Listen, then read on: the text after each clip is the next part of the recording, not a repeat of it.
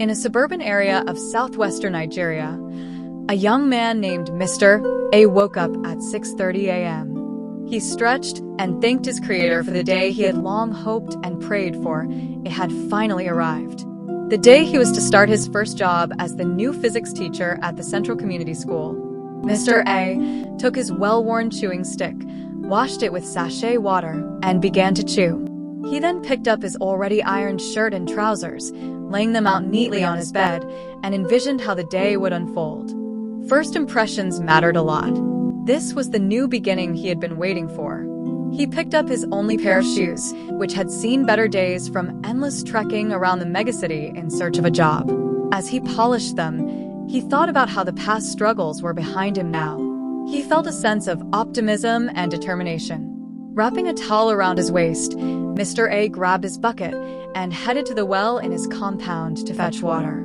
There, he encountered Mr. Z, the local lunatic who was sitting by the well, smoking marijuana as he did every morning. Today, Mr. Z was barely clothed and feeling particularly jolly. "Good morning, Mr. A. Give me money for food. I am very hungry," Mr. Z said. Mr. A, already stressed about the big day ahead, snapped, "My friend, get out of my way. The money you used to buy marijuana should have been used to buy food." This was the first mistake of the day. The Yoruba adage says, "Let's call the lunatic our husband, so he would allow us to pass." Unfortunately, Mr. A's harsh words triggered Mr. Z.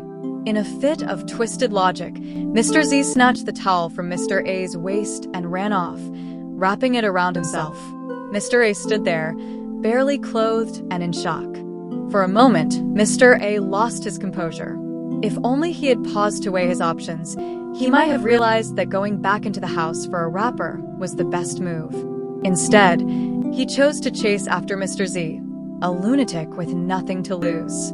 The chase ensued through their street, past the Central Community School where students were gathered on the assembly ground, and all the way to the local council office. Both Mr. A and Mr. Z were eventually apprehended and taken to the psychiatric hospital. Moral lessons. Self-awareness.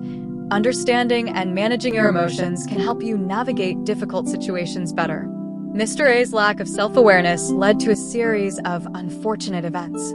Metacognition. Thinking about your thoughts and actions before reacting can prevent escalation. Had Mr. A taken a moment to reflect on his response to Mr. Z, he might have avoided the chaos. Empathy. Recognizing the state of mind of others, even those who seem irrational, can lead to better outcomes. A kinder approach to Mr. Z might have defused the situation. Preparation. Being mentally prepared for potential setbacks and handling them gracefully can make a significant difference in how your day unfolds. These lessons underline the importance of self-awareness and metacognition in our daily interactions and decision-making processes. Would you like to incorporate these lessons into your life? Let us know in the comment section. Do you think Mr. A would lose his job? Do not forget to click on the subscribe button if you have found this video instructive and interesting. Thanks for watching, and see you in our next video.